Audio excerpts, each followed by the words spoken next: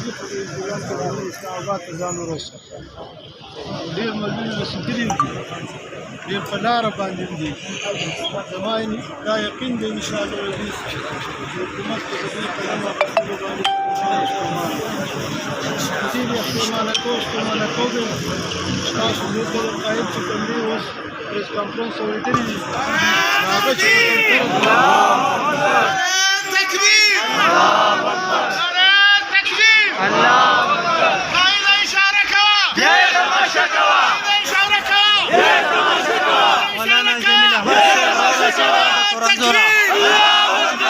تکبیر ملت اسلامی ہمارا پانورامان ملت اسلامی ہمارا پانورامان قائد جمعیت ہمارا پانورامان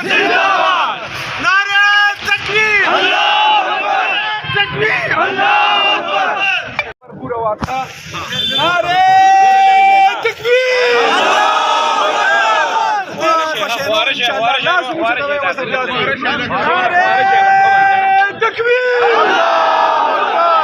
قائد دار جنت کو سلام ہے قائد دار جنت کو سلام ہے قائد دار سیاست کو سلام ہے قائد دار سیاست کو سلام ہے ایک تکیہ کے ساؤ نیازی بندہ نمبر 2 نیازی بندہ نمبر 2 نیازی زندہ ہے جمعیت زندہ ہے جمعیت زندہ ہے مفتی کی جمعیت زندہ ہے مدنی کی جمعیت زندہ ہے سب کی جمعیت. دلته کې موجود مون سره د جمعیت علماء اسلام مشران او تاسو ټولو ته په جمع باندې السلام علیکم. د ټولو ناول خو زه د جمعیت علماء اسلام کارکنانو ته خراج تحسین پیش کوم چې د خپل قائد په आवाज باندې په سکندونو کې دلته راغله او خپل आवाज یې اوچت کړ او ان شاء الله تعالی چې قائد صاحب حکم کوي دا خو لا اسلام آباد دی چې کوم ځای یادي او په دې پارلیمنت هاوس او د ورتګ आवाज کوي ان شاء الله تعالی موږ به مخکې تر د دې احتجاجي مظاهرې په وساطت سره زه دغه غاصب حکومت ته دا وایم چې زمون کم مشران هم گرفتار کړي هغه فوراً رها کې ګینه د جمعیت علماء اسلام دا سیلاب بدستا دا غل حکومت دا کرپټ حکومت دا ناجایزه حکومت چې کوم دی دا به دا سیلاب وړي او د دې ملک نه به انشاءالله بار قسم هتکړونه د یو قسم د گرفتارۍ نه انشاءالله تعالی د جمعیت علماء اسلام یو کارکن هم نه یریږي او انشاءالله مونږ اسلام آباد ته در روان یو تاسو تکړه شئ چې څه کولی شئ. اسلام د ضلع چارسدي معتبرو مشرانو مفتی گوهر علی شاه صاحب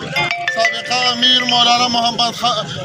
محمد هاشم خان صاحب محترم ظفر علی خان مولانا جمیل احمد صاحب مولانا محترم عبدالرحمن حاجی صاحب اور زمنگ ضلع چارسدی نو منتخب ناظم اعلیٰ شیخ القرآن شیخ العظیم مولانا عبدالرحیم شاکر صاحب محترم شوکت علی صاحب مولانا شوکت علی صاحب محترم ڈپٹی جنرل سیکرٹری محترم حاجی دانشمند صاحب اور گن شمیر علماء کرام ضلعی عہدیداران اور جمعیت علماء اسلام کارکنان په ګڼ تعداد باندې دلته راغلي دي دا حضرت امیر جمعیت علماء اسلام حضرت مولانا فضل الرحمن صاحب په یو اشاره باندې دلته راغلي دي. مولانا فضل الرحمن اشاره وکړه مولانا فضل الرحمن صاحب حکم چې په دې وخت باندې که څوک اسلام آباد ته راځي اسلام آباد ته راشئ او که اسلام آباد ته حالات سازګار نه نو په خپلو ځایونو کې روډونه بند کړئ او احتجاج وکړئ. د هغې حکم په بنیاد باندې دلته د جمعیت علماء اسلام دا ټول کارکنان راغلي دي او احتجاج کوي. خوږو عزتمندو دا د نااهله حکومت دا د جعلي حکومت دا د حرامي حکومت د نیازی یو غلط اقدام په سلسله کې مولانا فضل الرحمن صاحب دا حکم جاری کا او هغه غلط حکم دا دی چې حضرت مولانا جمال الدین صاحب سټینګ ایم این اے دغه رنګې مولانا صلاح الدین ایوبی صاحب سټینګ ایم این اے ریاستي دهشتګردي وکړله داسې ځای وکړه هلته موږ په خپله پاتې شو په دې کرسو په دې عهدو باندې موږ په خپله پاتې شو هلته د پارلیمنټیرین هلته د سنیټرانو هلته د ایم این اے کورونه یې هلته د هغوی اهل و عیال هلته د هغوی بچي وي هلته د هغوی په کورونو کې تورسرې زنانه وي دې ریاستي دهشتګردۍ دې ظالمانو دې نااهله حکومت دې جعلي حکومت دې یهودي نواز حکومت عمران نیازي غونډګانو دا د عمران خان غونډګان دي دا د عمران خان پولیس نه دي دا د پاکستان پولیس نه دي دا د عمران خان غونډګان دي او زه د اسلام آباد هغه منحوس آی جي ته وایم چې کوم کردار تا منحوس کردار ادا که زه د اسلام آباد نورو پولیسو اهلکارو ته وایم تاسو چې کوم نن تور کردار ادا که تاسو چې نن هغه بد کردار ادا که تاسو چې نااهله او جعلي حکومت غونډګانو کردار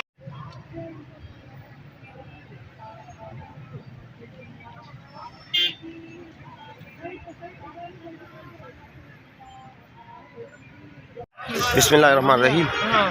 دا د ټول پلازې نه بهر د پېښور ټول پلازې نه بهر چې کوم دی احتجاج راوسېدو او مین چې کوم موټروی راغی ټوله بنده کړه کوم چې د نسات طرف ته د نسات ټول پلازه را نو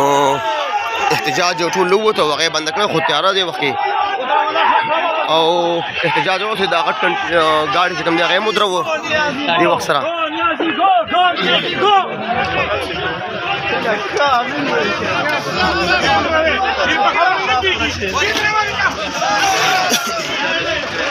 ډېر په ګڼ تعداد سره جمعیت علماء اسلام او احتجاج چې کوم دی هغه موټروی ته راوتري